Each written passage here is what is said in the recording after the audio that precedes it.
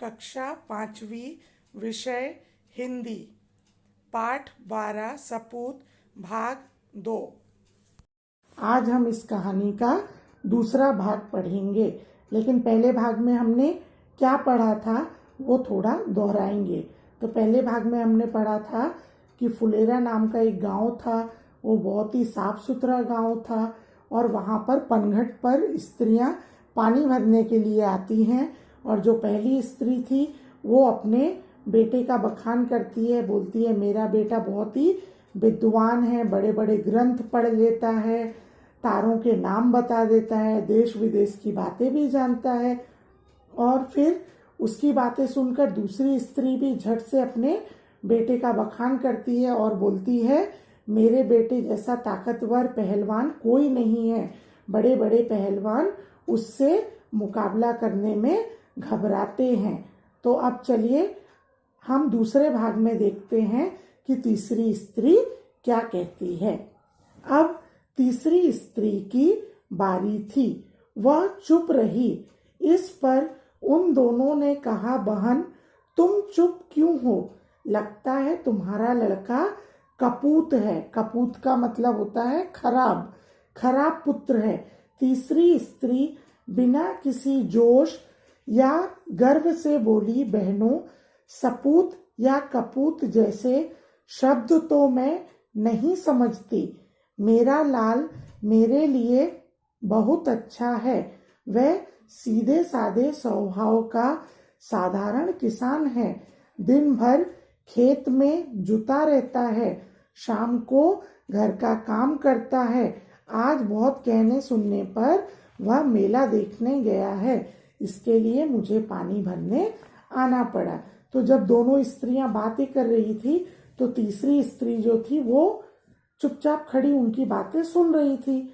तो तीसरी स्त्री को वो दोनों स्त्रियों ने कहा बहन तुम इतनी चुप क्यों खड़ी हो, तुम्हारा बेटा क्या लायक नहीं है, तुम्हारा बेटा क्या नालायक है, कपूत है।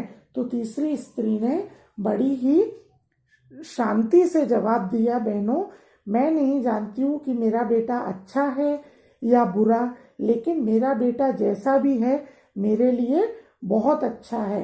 वो ना तो विद्वान है ना पहलवान है, वह एक साधारण किसान है और वह ईमानदारी से खेत के काम करता है और शाम को जब वो घर पे आता है तो घर के कामों में भी मेरा हाथ बटाता है।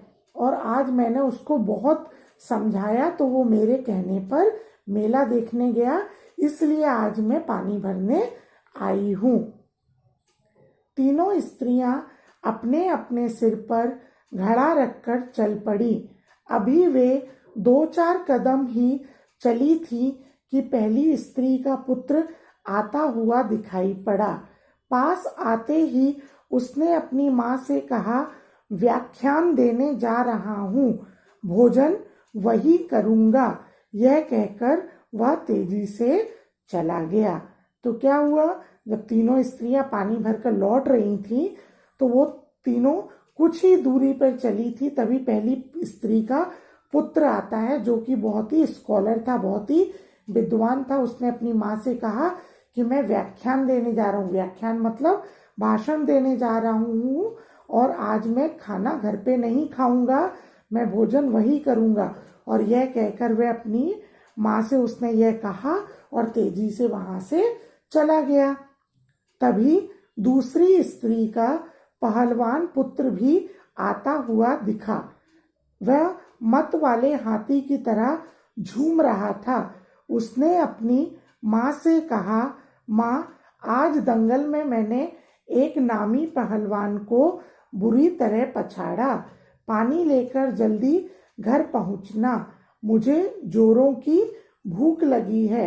यह कहकर वह घर की ओर बढ़ गया।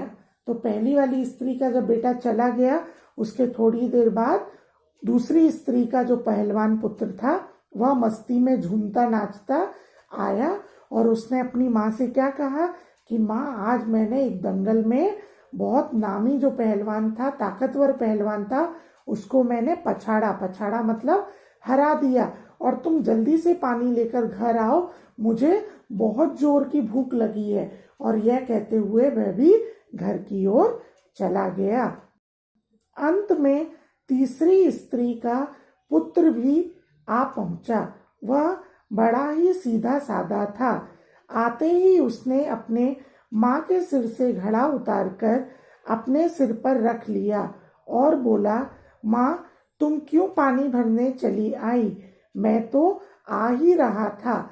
माँ से घड़ा लेकर वह उत्साह के साथ घर की ओर चल पड़ा।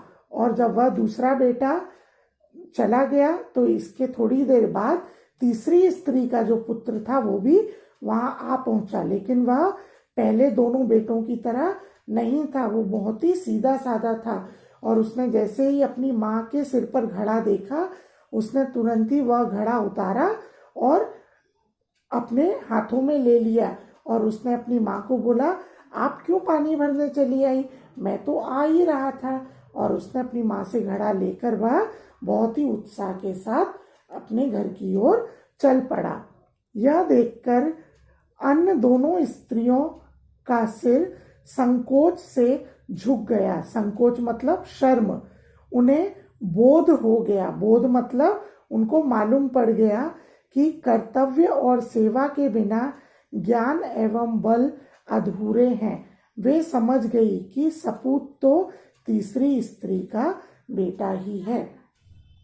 जब उन दोनों स्त्रियों ने तीसरी स्त्री के पुत्र को देखा कि अरे वो तो अपनी माँ का कितना आदर करता है, उसने तुरंत ही घड़ा अपनी माँ के सिर पे से ले लिया, तो यह दृश्य जब उन दोनों ने देखा तो दोनों स्त्रियों का जो सिर था वो शर्म से झुक गया और उन्हें ये मालूम पड़ा कि जो कर्तव्य और सेवा का भाव रखता है बिना किसी ज्ञान और बल के, वह समझ गई कि सपूत तो तीसरी स्त्री का बेटा ही है। भले ही हमारे बेटे ज्ञानी हैं, बलवान हैं, लेकिन वह कर्तव्य परायण नहीं है।